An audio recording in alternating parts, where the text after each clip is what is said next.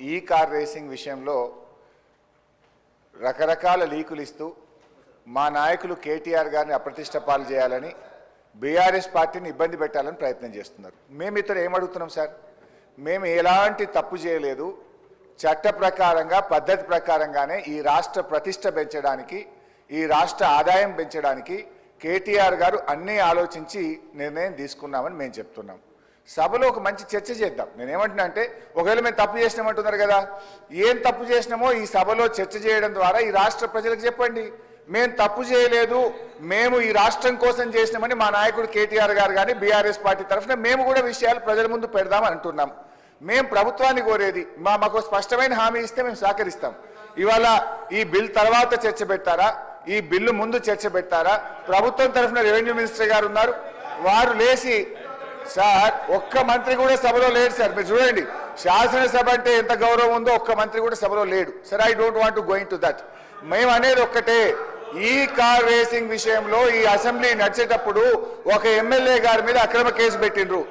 దయచేసి మీ ద్వారా కోరేది, ప్రభుత్వం చిత్తశుద్ధి ఉంటే మీరు పెట్టింది అక్రమ కేసు కాకపోతే వెంటనే ఈ సభలో ఈ కార్ రేసింగ్ అంశం మీద చర్చ జరపాలని మీ ద్వారా ప్రభుత్వాన్ని కోరుతా ఉన్నాం. సభ్యుడికి ఎందుకంటే సార్ ఒక కేసు పెట్టేటప్పుడు అసెంబ్లీ నడిచేటప్పుడు ఒక సభ్యుడి మీద అక్రమ కేసు పెట్టినప్పుడు ఆ సభ్యుడికి చెప్పుకునే అవకాశం ఇవ్వాలి కదా సార్. అది తప్ప ఒప్ప కేటీఆర్ గారికి మీరు అవకాశం ఇస్తే వారు మాట్లాడితే మీకు ప్రభుత్వానికి రాష్ట్ర ప్రజలకు కూడా ఒక క్లారిటీ వచ్చేటువంటి అవకాశం ఉంటుంది అధ్యక్ష. ఇది ముమ్మాటికి అక్రమ కేసు. కేవలం కేటీఆర్ గారు 420 మీ హామీలను ప్రశ్నిస్తుండే కనుక లగచెర్ల రైతులను ప్రశ్నించి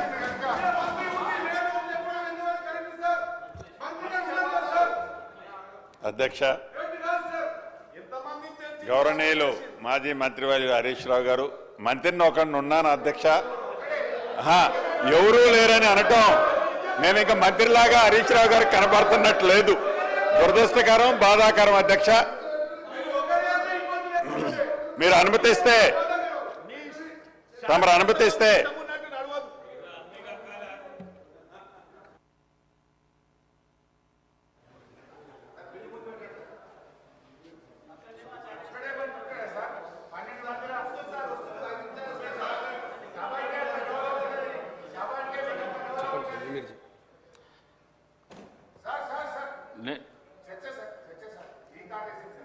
ఎల్ఏ మినిస్టర్ గారు రాని నేను కొంతమంది మంత్రులు అక్కడ మండలిలో ఉన్నారు, కొంతమంది ఈడ ఉన్నారు.